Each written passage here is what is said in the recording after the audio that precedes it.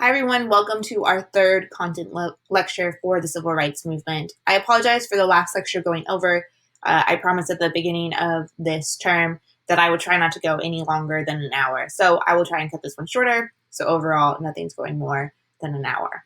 All right, let's get into it. All right, so where we left off was sort of the activism in the 1960s, or what was happening in the 1960s. And we left off in the year of 1963. But if you remember, in November of 1963, JFK is assassinated. And so that's going to bring a pretty big change to the country. And so we're going to kind of talk about that change for a second, because it will kind of explain what's going on moving forward. Because when JFK is assassinated, we of course get Johnson. And Johnson has a very different approach to civil rights, and he will take the country in a different direction than I think Kennedy would have. All right. So nothing you have to do on this. I'm not going to talk through all of these, but if you are somebody who likes to have a timeline, or that helps you kind of keep things straight, here is the first part of it, and here is the second part of it. Or really the second and the third part, and the very first is in a different lecture or a different part of the PowerPoint. So just in case that helps you keep things straight, it's there for you. All right, but we're going to get LBJ. And I think I mentioned that LBJ is my favorite president. And it is not because everything he does is great or that he is perfect. It's the opposite. He is very, very flawed, very crude, definitely sexist, definitely racist. But he is able to get a lot done. And I think at the end of the day, he has a desire to create change. It's flawed change, and he is a very flawed human being, but he wants to create change. And he also has this larger-than-life personality, which I could just get a kick out of. So let's kind of talk about who Mr. LBJ is. So he had been a senator a senator from Texas. When he was in the Senate, he was the most powerful man in the Senate. He's an incredible politician. He gets things done. But he becomes Kennedy's VP. He's useful. He's from Texas. It's from the South. And that's what Kennedy needed at that moment in time. But a VP is where you send politicians to die.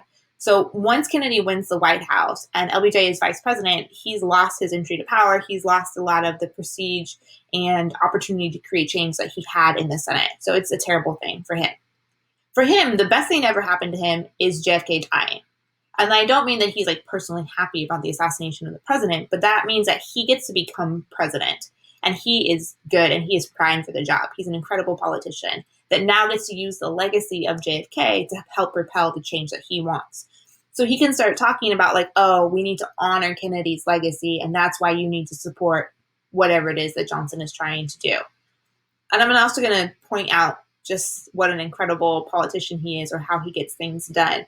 He's known for what's called the treatment, and you can see this in a couple of them. This is the best example of this. So definitely right now, when we're supposed to be doing social distancing, you would not get this close to anybody. But even in normal circumstances, if somebody got this up in your face, it's peering over you, you're going to try and get him to get away from you as fast as possible. LBJ knows that. So his treatment is essentially getting in your personal space because you're willing to do whatever he wants for him to go away. And so you can see him kind of giving the treatment, or being in people's bubble, or looking at them, or peering over them. And he's using that as a method. Sometimes they refer to him as a Saint Bernard too. And I think this one is pretty incredible because this is LBJ giving the treatment to the president of the United States. So he's the vice president, and this is the most powerful man in the world, and here he is giving the treatment to him. So there you go. Some of the other things, LBJ loved to give gifts. And I will show you. Actually, we'll just go ahead and go to the next slide, and then I come back in a second. All right, so he loves to give gifts. And if you're looking on this slide, you're like, Ms. Diedrich, I don't see any gifts on here. But there actually are some gifts, or what LBJ thinks are gifts. So he has this really fancy ranch in, or outside of Austin, Texas, and he would invite people to his ranch. And he's doing it because he likes to entertain, but also because if you come to his ranch, he's hosting you for the weekend, whether you're just somebody he knows, whether you're a politician, whether you're a foreign leader. That means you owe him something. It's him building a relationship with you. and kind of creating that the feeling that you owe him something.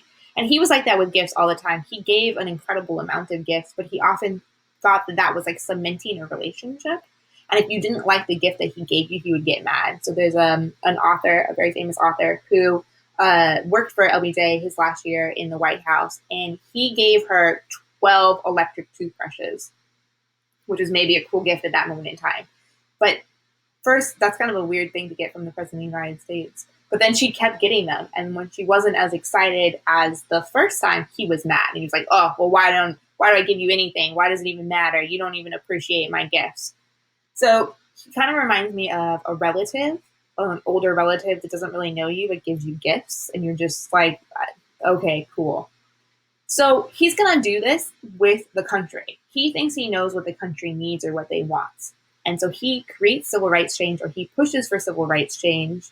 But then when particularly the African American community, or organizers, I should say, want more, or they're like, okay, but that's not 100% what we asked for, or that's not how we wanted it, he's like, well, then why don't you appreciate what I did? You're just so ungrateful. And so at the end of the day, he has a desire to help people, but only in the way that he sees the world. And he doesn't want to do a lot of compromising, even if behind the scenes he is forcing all sorts of other people to compromise and kind of twisting things to get what he wants. And I think this isn't the best view of this photo. The other one's in my classroom, which of course I can't access. But this picture of him pulling this cow and being like, no, cow, you're going where I want you to go. In the other version, he's smiling and he's like looking at the camera. I think is the perfect symbol for kind of who he is as a person or a politician. He's like, yeah, you want to do this. You don't know you want to do this, but you absolutely want to do this. And this amphibious car right here is another example. There's in a movie that I would normally show you guys, he uses it as like a scare tactic. Like he's going to save some guy's life. Like they're going into the water. No. But then it's a joke because it's this amphibious car that he actually had.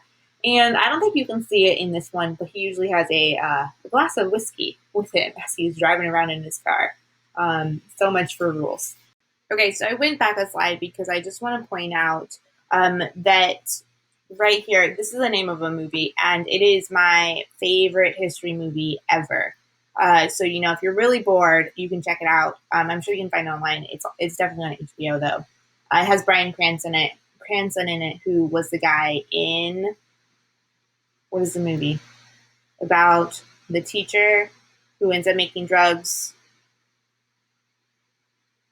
Breaking Bad. So you might want to check that out. I'm going to go ahead and just start that over. Okay, so I went back a slide because I want to point out a couple things before we move on with Mr. LBJ. So there's this film. It's my favorite history movie ever. It's called All the Way. You can find it online. It's definitely on HBO. And it follows LBJ's first term in office. So from when JFK gets assassinated, so he takes over the Oval Office, through his election in 1964, where he wins the Oval Office all by himself.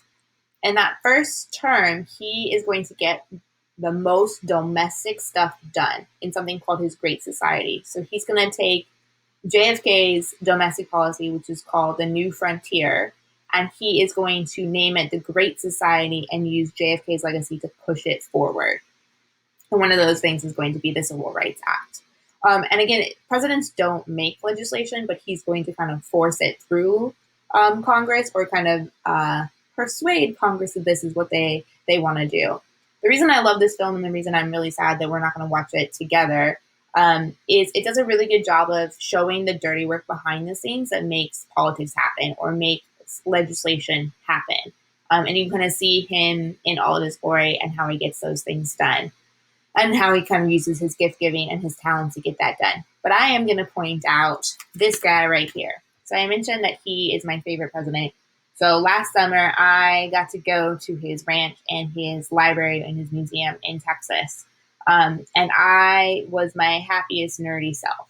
And one of the things that you could buy in the gift shop is one of the many, many gifts that he gave people. And so this is my very own gift from LBJ.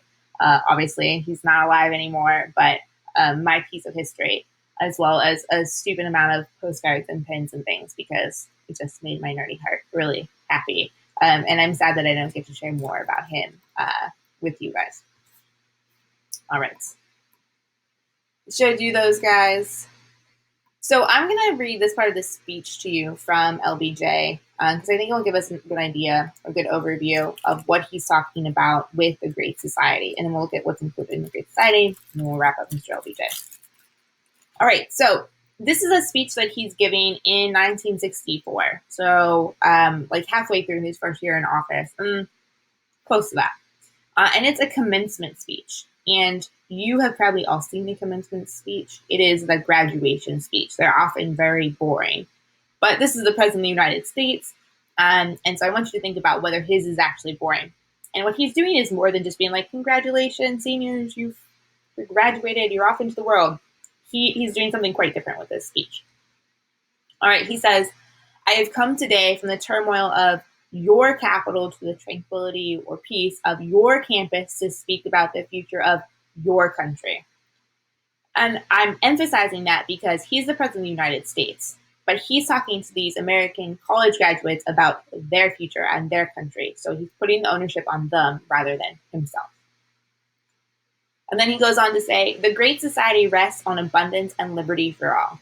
It demands an end to poverty and racial injustice, to which we are totally committed in our time. But that is just the beginning. And then I've gotten rid of it, the details of it, but he goes on to talk about the need to improve housing, cities or urban America, the environment, and education. And then he closes his speech by saying, for better or for worse, your generation has been appointed by history to deal with those problems and to lead America toward a new age. You have the chance never before afforded to any people in any age. You can help build a society where the demands of morality and the needs of the spirit can be realized in the life of the nation. So will you join in the battle to give every citizen the full equality which God enjoins and the law requires, whatever his belief or race or the color of his skin? Will you join in the battle to give every citizen an escape from the crushing weight of poverty? Will you join in the battle to build the Great Society, to prove that our material progress is only the foundation on which we will build a richer life of mind and spirit? And what he's really laying out is a call to action. He's saying to these young people that are graduating from college, it's your responsibility to make the society great, to improve it, to create equality and all of these things. He's going to give it a name and he's going to produce the infrastructure, but he's essentially saying to this generation, it's on you to live up to this. It's a pretty interesting and I would argue a pretty powerful speech that's laying out what he views as the future. And again, he's saying this is what the future is and you're coming on board. You're going to help whether you want to or not, essentially. All right, so these are a bunch of the things that he passes. It is a massive domestic policy or program. So it's called the Great Society, and underneath that, you're going to see the war on poverty, and a lot of these will fit in what he calls the war on poverty. But this is kind of the next generation of the New Deal stuff that we talked about.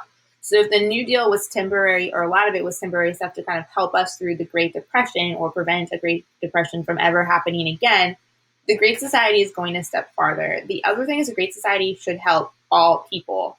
So we're going to improve education for all people. Or if we're talking about improving the environment, you're improving the environment for all people or giving all people opportunity. Maybe that looks different or the things that they need are slightly different, but it's to improve it for everybody, to make it great for all of those who live in the United States. And so you see war on poverty is a major part of that, so trying to eliminate poverty. He grew up really poor, and he was a teacher before he became a politician, and so those things are really near and dear to his heart. And I think he sincerely cares about these things. He might have lots of blind spots, but he sincerely cares about trying to fix these things. So education, this is where you're going to see loans and access to financial aid for kids going to college. Medicare and Medicaid, which some of you are probably very familiar with. So one of them is to help the poor have access to healthcare, and one is to help the elderly. So I think of it as you care for your elders and you aid the poor. So we're doing both of those. These are really big deals because this is kind of going back to the legacy of Truman and trying to improve healthcare and access to that.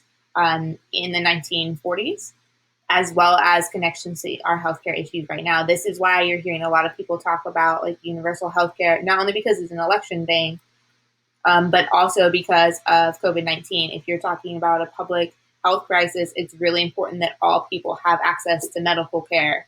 And you might say, well, if you can't afford it, then you don't deserve it. Or if you're undocumented, then you don't deserve it. But if we look at it from a public health standpoint, we want all people to be able to access medical care, because if somebody's afraid to go to the doctor, is not honest about whether they have coronavirus or something, and they're walking around, they're making food, they're working in a grocery store, whatever it is, then that actually puts all of us in jeopardy. And so there are larger reasons to maybe think about how we improve healthcare, or make sure that people have access to healthcare, even if you are not empathetic to people's plight and why they don't have healthcare. All right, environment. So early talking about the environment. We've known about a climate crisis or a need to care about the environment for a long time. These guys are very near and dear to my heart, the National Endowment for the Arts and Humanities, so the NEH, because they fund artists and teachers and all sorts of things, and different sort of art programs. So this is also a touch back to the Great Depression, where they also funded artists, recognizing that art and music and those things are really important to society. It's not just fluff. There's a lot of value in that. One of the reasons I say they're near and dear to my heart is that NEH is an organization that funds teacher programs, professional development programs, and it is how I would argue that I have become the teacher that I've become because of these programs and the opportunities that they've created for me as an individual, which then gets shared to you guys. So hopefully where this funding goes multiplies across all students and teachers that have these opportunities. Head Start is providing preschool for 4 and 5-year-olds if they can't afford it. So essentially trying to make sure that they are ready to go for kindergarten. Wow, words are hard. These are a whole bunch of other ones. I'm not going to spend a whole bunch of time talking about them. You're just going to see some civil rights stuff, some other things that might look familiar to you, like food stamps. All right, last couple things I got to point out. We got NPR and PBS over here. You guys have been with me long enough in some form or fashion that you know that I am not a fan of a Fox News or a CNN, that I try really hard to steer you clear of anything of that nature. And I do that because both of those have a economic incentive when they're creating their news, and so they're for profit. That's their goal at the end of the day. And I'm more concerned that you are getting the most accurate and most detailed information as possible, and that we're trying to stay away from sound bites. And that's why these things are really important to me, because both of them, they're supported by the government, and so they're nonprofits for the most part, and so they're trying to bring quality things to Americans, quality information, and not just be beholden to those economic drivers. And so I think they're really important for quality journalism and broadcast, and that in-depth reporting that I think is so important. I also use a lot of these things in class, so you are stuck with them. And all my future students are stuck with them. So there you go. Also, you probably remember as a kid, some PBS, if you are into Arthur or Sesame Street. Both of those were on PBS, because it's the idea that kids deserve quality TV as well, and that it's important to bring that to children, because that's part of like your learning process as a kid. And there are things that they try and teach you through something like a Sesame Street. I'm not going to go into this, but if this is your jam, you're interested in either gun rights or interested in why gun control is so hard in the United States, this is sort of some of the beginning of gun control. And you see LBJ push for that in the wake of so many assassinations in the 1960s, but particularly MLK and JFK's assassination. All right. I just adore this photo. You might not recognize who these people are, but this is LBJ, again with the pens. This is just one of the pens he used to sign legislation, so that's a pretty common thing. But this cute old man right here is Harry Truman, so who had been the president. And Harry Truman really tries hard to get universal health care for Americans and to improve the healthcare system in the United States, and he does not succeed. he is essentially defeated by the Red Scare, and that people don't want to touch anything that might look like communism or socialized medicine, despite the fact that almost all other Western nations deal with Medicare, I'm sorry, with healthcare and providing that for citizens. Truman just can't get it done. So when Johnson makes progress on that with Medicare and Medicaid, it is, of course, Truman who he's going to invite as a guest at the signing of the legislation. So kind of sometimes it takes a lot of generations to get things done. LBJ dies in the 1970s, but I can only imagine if he was around in the 2000s that he would have been a guest when Obama signed into law the Affordable Care Act, or Obamacare, because it takes decades and decades to make progress when it comes to changes that are that massive. All right, but we are going to go back into our civil rights. And this thing right here, it says we're going to walk into the sunshine of human rights. And what we see in this picture is Johnson right here, and he is signing the Civil Rights Act into law. And so we didn't watch all the way, which kind of shows you how he makes, or how this gets done. It's obviously not him by himself, but he's going to do a lot of the work behind the scenes to kind of essentially persuade Congress to sign this into law. And ultimately, the Civil Rights Act, which is a very important one, you need to know this one, will ban discrimination in employment and public accommodation. So essentially any public places that we might go, or our everyday life. And that is actually going to ban discrimination not only by race, but also by gender. We won't talk about the gender part until we get a little bit later on in the unit, but it's there. Interesting enough, the gender part gets put in there because this is seen as a controversial bill. And so somebody makes the guess that if you throw in gender and you talk about ending discrimination on both gender and race, that it would be too controversial, too radical of a change. And so that nobody would support it, and it actually backfires, and the gender part gets in there as well. All right, so you see LBJ signing here, and then you see MLK right here, Robert Kennedy before he gets assassinated. I think this is actually the director of the FBI. This is J. Edgar Hoover, and this is Humphreys right here, who is the vice president. All right, it is very difficult to get this act passed, which is why I really like that movie, which I will just talk about so I'm just for the rest of my life. But it's really difficult to get it passed, and the reason for that is civil rights are really controversial. And even though LBJ is a Southerner, he is essentially seen as a traitor when he tries to fight for civil rights and to get this passed. And so what you actually see is there's going to be what's known as a filibuster. So essentially, the Senate is going to try and stop the bill from getting passed. And essentially the way they're going to do that is they're just going to talk it to death. They're going to essentially just talk 24/7 forever and ever and ever so that it can't get across the floor and it can't get made into a law. It's a delay tactic. And it's done by the Southern Democrats. So LBJ is a Democrat, and he is a Southern Democrat. But the other Southern Democrats, what are known as the Dixiecrats, will break away from him. And it will actually be a Republican from Illinois that will break the filibuster. And so you actually have LBJ that is working with Republicans to help get this done. This is a really complicated thing. So I'm going to try and explain it as simply as possible. Number one, you're going to see lots of claims that this is about states' rights. That the federal government can't tell the states what to do. The states get to decide what it is that works for them. However, we need to ask ourselves the states' rights to do what? And much like we saw in the Civil War, where it was the states' rights to own other human beings and to enslave other human beings, in this case, it's the states' rights to discriminate. They are trying really hard not to change their ways and not to give rights to other people. So really being conscious of what are they saying that they want the right to do. And then there's this example that I think doesn't make a lot of sense if you just look at this screen, but I think is important, or is a good way of thinking about that we want to take a second to think about what somebody is actually saying. Miss teacher, you've lost me. So let me try that again. There's somebody that says, a podiatrist is a foot doctor, and he's like, well, I actually get to decide whose feet I work on, and I don't want to work on these people's feet. That's my freedom of choice, essentially.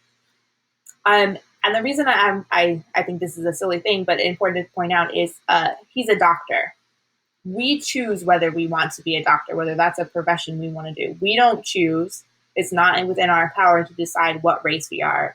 And so the idea that doctor gets to pick what he does, but people who are born one race or the other are having choices made for them, is this, it's not a good argument that he's making. He's distorting things on purpose. And so it's a good reminder for us to be conscious of what are people actually saying? Are those actually things that are equivalent, or are they doing something funny with their words or their justifications for their discrimination in that case? All right, the other thing I want to point out is the Democratic Party has an odd history. So if we go back to the Civil War, or we go back particularly to the post-Civil War era, the people that would or the party that would like to continue to repress or oppress African Americans is going to be the Democratic Party. But we start to see what it means to be a Republican, what it means to be a Democrat, start to change. Republicans had been the party of Lincoln, freed the slaves, and then Reconstruction, whereas Democrats were resistant to that. But that starts to change around about the time of the Great Depression, because FDR, who chose to be a Democrat because it would help him in a single election, not because he'd been a long-term Democrat, was from the North and urban North. And so he is going to win the presidency. He's going to become president of the United States. He's going to help us through the Great Depression. And when you see that, you see a weird coalition of Southern Democrats and Northern Democrats, or who are now becoming Democrats, as well as African Americans who are switching from the party of Lincoln to the party of FDR. So they're weird bedfellows to have these Northerners and these African Americans to the party of FDR at the same time you have Southern Democrats. And so that strange history is going to start to break apart in this time period with LBJ. So what you see is, even though you might say, wow, compared, if we look at who voted for the Civil Rights Act, you can see a majority of Democrats voted it, but it's actually much stronger percentages of Republicans that voted for the Civil Rights Act. But before we get too excited about one party or the other, an actual better way of looking at who supported the civil rights or who voted against it is by looking at their affiliation from the Civil War. And even though that was 100 years ago, it's a better predictor of how states are voting or how states are treating civil rights or how open they are to civil rights. So if we think about the Union, 90% of the states that were in the Union during the Civil War voted for the Civil Rights Act. So that the political alignment of, we could argue, wanting to support civil rights is pretty dang clear. And then if we look at the Confederacy, or the states that would have been in the Confederacy, you can say it's less than 10% of them that voted for civil rights. So again, that political allegiance or the continuation of that oppression is pretty clear. So this is a better indicator of where people are than their actual political affiliation at that moment in time. But we're going to start to see those lines harden, and so you'll start to see a switch. And the first kind of sign of that coming is Strom Thurmond, who was a Democrat. He was a Dixiecrat, and he will actually switch parties and become a Republican. And you're going to get this strange thing that happens on the map, which I'll show you with Nixon. All right. This is a boat. Wow, that is not a boat. This is a train, and it's a political cartoon, and it says, we're 100 years late, but we're rolling. And what they're really talking about is the Civil Rights Act finally passed, finally gets signed into law, but it is 100 years late. The Civil War was 100 years ago, and it takes us 100 years to make this amount of progress. This cartoon is now old. It's 16 years old, but this is helping us think about social change and sometimes things that were unimaginable, like the idea of racial equality in this country was at one point unimaginable, and then it was ridiculous, and then it was illegal, maybe with Jim Crow. and then offensive, and then acceptable. And then we get to this point of equality, where this is just accepted who we are. And so on this, they have racial equality, women's rights, and disability. So this cartoonist is at least saying that those are the things that have made it all the way up on this staircase. And this is in 2004, so at that moment they're talking about gay marriage. But we know now that gay marriage has been declared constitutional by the Supreme Court and protected by the Supreme Court. So when we might talk about the LGBT rights are much higher up. We could also have a conversation about, are these things truly way up here, or have we slid down a little bit, or were we ever all the way up there? There might be some other things that you want to put on these staircases, issues that we're still dealing with right now, whether you want to talk about trans rights or immigrant rights or others as well on this staircase. All right. But from dealing with the Civil Rights Act or sort of the day-to-day segregation issue, there's going to be a focus on voting. And one of the reasons that we see a focus on voting is the idea of like, oh, that will be less violent, right? Like people won't show up and like beat each other up if we're just talking about voting. That's at least what Robert Kennedy thinks, and we will find out that that's absolutely not true. But the activism around voting doesn't just start in the 1960s, particularly 1964. It started earlier than that. We know, again, African Americans get the right to vote. African American men get the right to vote in 1870-ish, and then women get the right to vote in 1920. So those are in the Constitution, but there had been other efforts since then. And so one of the things we see is this case in 1944, and it outlaws what are known as white primaries. So this word primary hopefully sounds familiar to you. That is what we have been doing in the last couple of months. So the Democrats were going through a primary where they're trying to decide who their presidential candidate was going to be. So prior to the Supreme Court case, some states had it where only white people could vote in the primary. So only white people got to decide who the candidates could be, and then African Americans or other people of color could vote in the presidential election in November. And essentially, the Supreme Court said, you can't do that. You are preventing people from being part of the democratic system, and you're limiting their opportunities if only white people get to decide who the candidates are going to be. So this is going to say there can't be just white primaries. Everybody has to be able to vote in the primaries. And then we get in the 24th Amendment in 1964 that will get rid of a poll tax in federal elections. This is a really big deal because what some states were doing were they were charging a tax. It was one of the ways of trying to prevent people from voting. And they could say that this is a neutral thing that they're doing. It has nothing to do with race. But we know disproportionately that's going to hit people of color because they disproportionately have had less economic security or income or wealth. So it's one more barrier to being able to practice your constitutional rights. This is not enough, though, because this is only federal elections. So this is only voting for like President of the United States and Congress. This is not your local elections. And so they could still be charged a poll tax in those situations.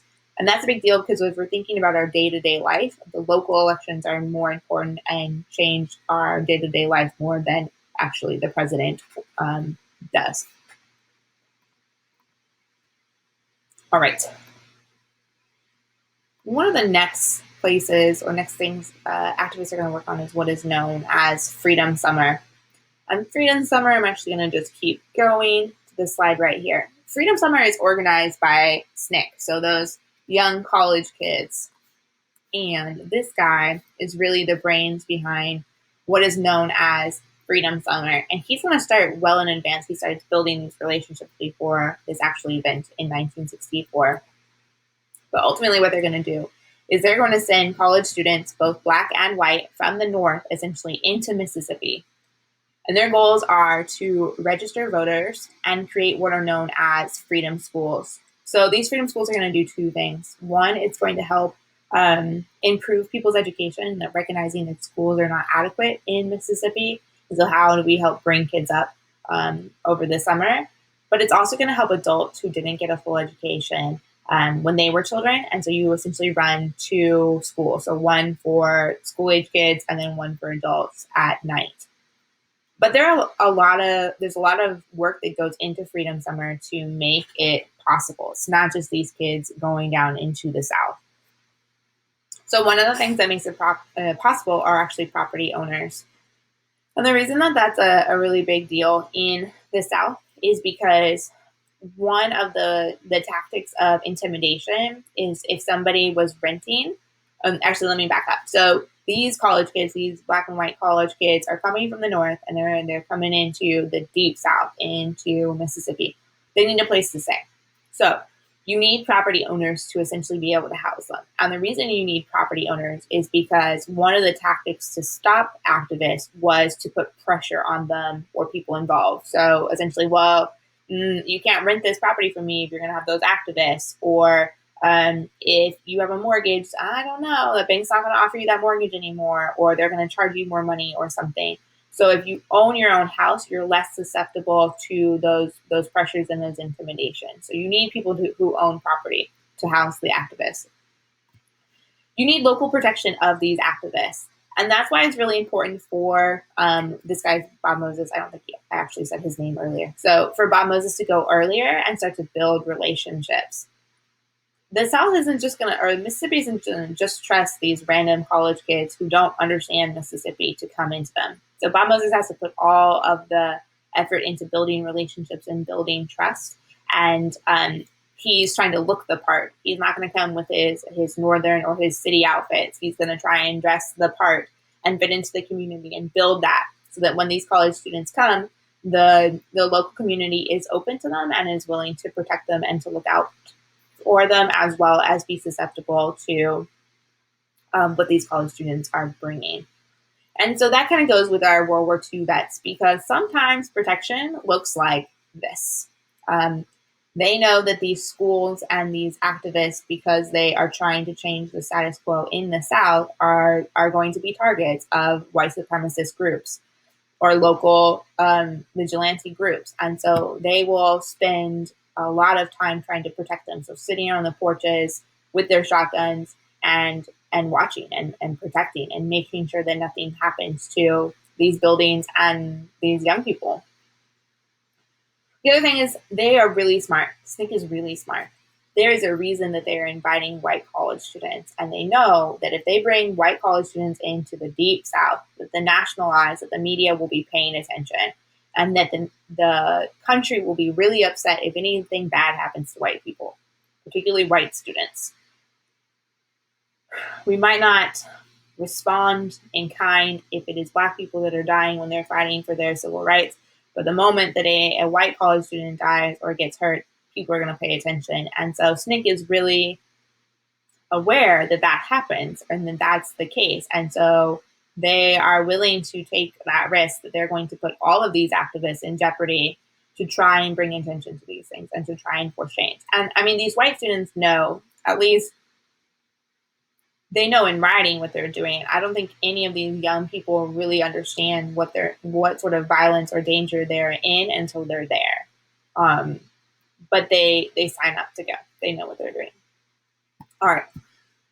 Last two things on here is part of it is actually really slow, boring change. Like, it is the slow, monotonous part of organizing and all of the people behind the scenes that are making this happen. It's not all the exciting stuff that's happening on TV or the marches or the arrests or spending the night in jail. It's also just the slow organizing of building relationships and paper and all of that sort of stuff that is crucial. If you don't have that organization, if you don't have that, you don't have a successful movement. However, while Freedom Summer is going to be both SNCC's greatest success and its actual downfall, because they were a well-oiled machine. They worked well together. They had a system. They had a effective organization. But then when you bring in all of these outsiders, both black and white students, they're gonna start to change the organization, and they're gonna put pressure on the organization. And the size of SNCC is going to grow drastically that summer. And they don't have the infrastructure to kind of size up with that. And so ultimately, you're going to see SNCC kind of crumble after this.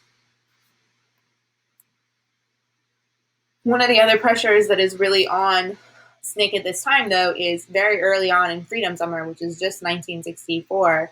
The price of the fight to create change becomes very, very obvious. These three men, Andrew Goodman, James Earl Chaney, and Michael Schwerner, will be killed. At first, it said that they went missing, but LBJ famously says you do not go missing in Mississippi. They're dead even before they can find the body. And unsurprisingly, actually, when they're looking for these three men, they find bodies of more African American activists and other African Americans that had not been reported missing through the process. Ultimately, they find the bodies of these three men, and like I just mentioned, though, there's a lot of attention on this because, of course, there are two white civil rights activists who die as well. There are actually only manslaughter charges for anybody involved in this, and it's not really until years later that a single person is held responsible for their deaths, and he's actually a member of the church. He's a preacher as well as a member of the KKK. So this is just a reminder that just because somebody is a member of a church or clergy does not mean that they do all the right things in the world. Absolutely not. All right, and then this guy, I point him out right here because J. Edgar Hoover at the FBI should be investigating the death of these three boys, but he is really resistant, and it's actually his FBI agents that are in the South participating in a lot of this racial violence rather than protecting the lives of people. But he is a very powerful man. He actually is so powerful that he has dirt essentially on all the presidents, and so no president actually has the power to fire him. He knows too much. Nobody investigates the FBI. Nobody questions what the FBI is doing until he dies.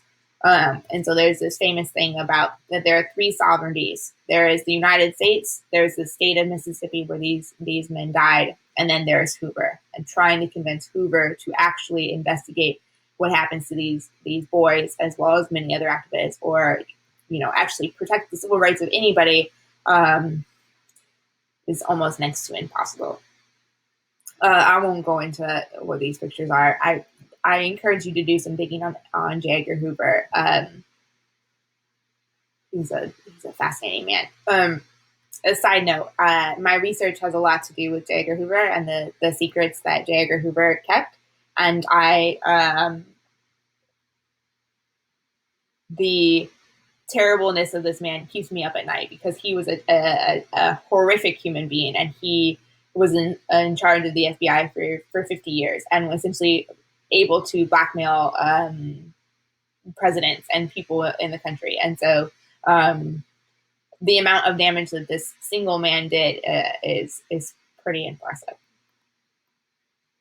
All right, speaking of an example of that, one of the things that J. Edgar Hoover is famous for doing is trying to send or successfully sending anonymous letters to different civil rights activists.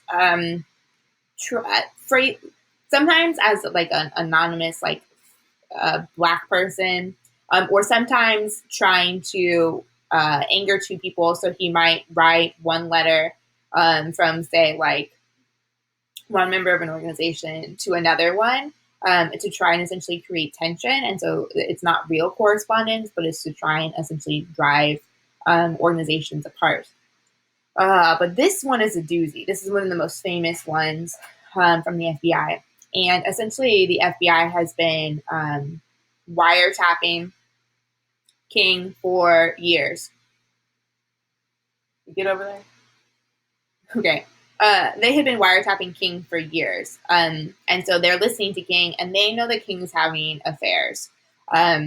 It's pretty well known. And so they've recorded King having affairs. And so they actually mail this letter that's supposedly from an anonymous Black man to King's family or to King's wife and King, along with the audio tapes of this, and they essentially say, King, commit suicide or else we will release these tapes. Essentially, you are a terrible human being.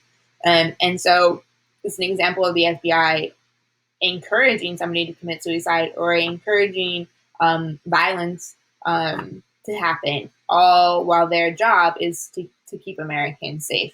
Obviously, King does not do that. He doesn't give in to what the FBI is doing, and King probably did not know the extent that he was being listened to, or how much of a record that the FBI was keeping on him, but he knew that there were things going on. The other reason I think that this is a fascinating thing is this is actually for the anniversary of King's death a couple years ago, or the last couple years. The FBI has tweeted about MLK, and we should honor King's legacy. This is the same organization that wanted King to commit suicide and was bugging all this stuff and listening to all of his things and hoping for his downfall. Obviously, different people are in charge of the FBI, and it's not J. Edgar Hoover's FBI anymore. But I question what the FBI's mission still is, particularly when it comes to Black activists. And I think that it's quite ironic that they are talking about, a commitment to what MLK stood for and justice. All right. But then we get this activist, who is another awesome lady. Her name is Fannie Lou Hamer, and she is an older activist that is working with SNCC. She's older than the college kids, but somebody shows up to her house. She is a sharecropper and says, "Hey, did you know you had the right to vote?" And she didn't. She's uneducated. She didn't even know she could do that. And she said no. And so they say, "Okay, well, come register." And so she tries to go register to vote. It's not successful, but she comes back to her house that evening, and the property owner kicks her and her husband off of the property. So I don't know about you, but I'm not sure that I would then be like, I'm going to be a full-time activist. But she does. She becomes a secretary for SNCC, or field secretary for SNCC, and continues to work with them for quite a long time. So she's famous for a couple things. Famous for singing This Little Light of Mine as a way of kind of unifying and calming people's nerves before they were going to go into some form of activism. So she's kind of known as, or maybe like a mother hen or something like that. I also like this quote. She says, "Sometimes it seems like to tell the truth today is to run the risk of being killed. But if I fall, I'll fall 5 feet 4 inches forward in the fight for freedom. I'm not backing down." So recognizing that she has to put herself in jeopardy, and she may not survive her activism, but it's forward movement, or she's going to hope that it's forward movement. She also says that she went into the doctors for a cold and came out with a Mississippi appendectomy. And she's not talking about losing her appendix, which is usually when the appendectomy is. She's talking about that she'd gone into the doctors for something else, and they forcibly sterilized her so that she could not have children. She is touching on one of the horrific parts of American history, where, as kind of the longer legacy of eugenics, they decide who should have children, and they decide that many people of color, some women of color, but particularly men of color, are not who the government, particularly state governments, want to have children, and so they forcibly take that opportunity away from them, and it's one of the more horrific legacies of the United States.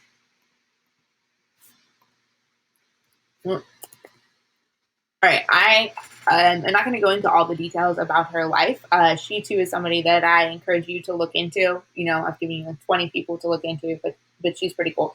I'll just point out this one thing about her life and kind of her most famous moment. She is giving a speech at the DNC, which I'll talk about in a second. And she's giving this really powerful speech. She's recounting something that happened to her on one of her attempts to register to vote. They get arrested, and while she's in jail, the police officers convince 2 Black men who are in jail with her to beat her up. And then when one is too tired to continue to beat her up, the other one does. And this is essentially the police officers playing games with them. It's all about dehumanizing these people involved. The idea of forcing them to beat up one of their colleagues or one of their peers, and then the physical harm that they're doing to Fannie Lou Hamer all while the police officers can claim that they didn't do anything. And so she's explaining her experience, and it's on live TV, and this is the end of it. And she says, all of this on account of we want to register to become first-class citizens. And if the Freedom Democratic Party is not seated now, I question America. Is this America the land of the free and the home of the brave, where we have to sleep with our telephones off the hooks because our lives be threatened daily, because we want to live as decent human beings in America? And she's speaking with so much emotion and raw emotion that LBJ is watching her and essentially is saying she's too powerful. Like, I can't have her speak on TV. And so he essentially invents a press conference at that moment so that the media will stop airing her speech and will show his press conference. He doesn't have anything to say. He just wants her off of TV because she is drawing so many people to her. All right, but what is the speech she's doing? What's going on? So she's part of what's known as the Mississippi Freedom Democratic Party. So essentially an offshoot of the Democratic Party in Mississippi. And what they're essentially calling out is that in Mississippi, the Democratic Party won't let any African Americans in. So they create a parallel party. And they're going to the Democratic National Convention that year, and they're challenging the Democratic Party. They want to be seated. They want delegates. They say this is an unfair system. Okay? This is where they're going to officially choose LBJ as the candidate in 1964. And LBJ is really worried that this activism is going to hurt the unity in the party and prevent him from getting the nomination. And so he's trying to stop them at all costs. And that's why he doesn't want Fannie Lou Hamer to speak. And so one of the things that LBJ does is he goes after the Auto Workers Union. And he does that because the Auto Workers Union out of Detroit had been very supportive of the civil rights movement. And he essentially says to the Auto Workers Union, who were supporting LBJ, like, get your people in check. And by that, he means the activists. And so the Auto Workers Union says, okay, activists, if you don't calm it down, if you don't take a step back, we're going to pull our funding from you. And so ultimately, all of this negotiation is going to lead to a compromise. You don't seat all of the African-American delegates. You seat two from the Mississippi Freedom Democratic Party. One is actually white and one is black. It is a unhappy compromise, but it's the compromise that happens. There's still a lot of anger, but they'll still campaign for LBJ. And essentially they're recognizing that LBJ, while definitely imperfect and while he just messed with what they were doing, he's still better than the other candidate. He's the lesser of two evils. And I'll show you the other candidate in just a second. But you can kind of see they're not happy about this compromise.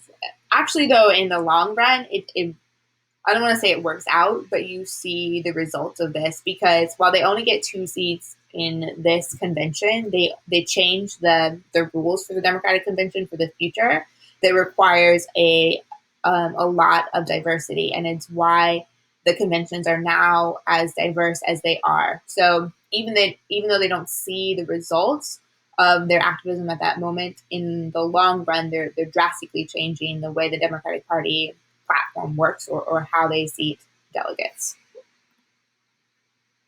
All right, this is why they're willing to put up with LBJ and all of his shenanigans, because this is the other guy. So this is Goldwater, who's running against LBJ, and he is very extreme in the fact that he is ultimately against civil rights and kind of destroying the social welfare programs like Social Security, or a lot of the domestic programs that both people of color and poor people very much need, or kind of, part of that making society great or improving society. So Goldwater, in his sort of right-wing extremism and racism, he's the guy that's talking about using nuclear weapons in Vietnam. It is such the opposite to what the civil rights activists, that they can't fathom having a Goldwater. So again, LBJ is imperfect, but at least you can continue to work with LBJ. There's a possibility of movement there. So LBJ gets reelected.